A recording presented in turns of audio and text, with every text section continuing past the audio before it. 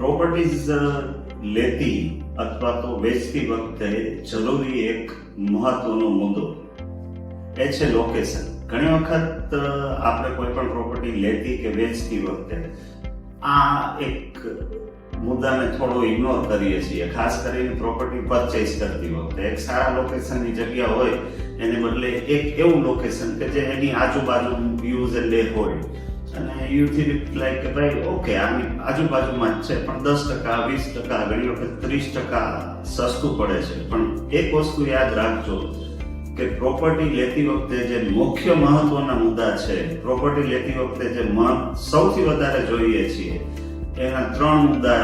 પહેલું લોકેશન, બીજું લોકેશન અને ત્રીજું પણ લોકેશન હોય છે.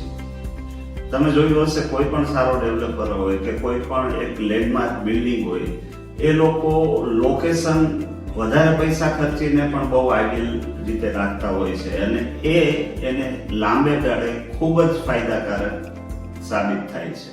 એક બંધ શેરીમાં આવેલું મકાન 30% સસ્તું તો પડે છે પણ વેચતી વખતે 50% સસ્તું જાય છે. સો પ્રોપર્ટી લેતી વખતે લોકેશનનું બહુ મહત્વ છે. અને કહે છે ને કે હમ દિલ્હી ભી હો આયે હૈ, લાહોર ભી ઘૂમે એ યાર, મગર તેરી ગલી હૈ. તો આ લોકેશનનું મહત્વ છે.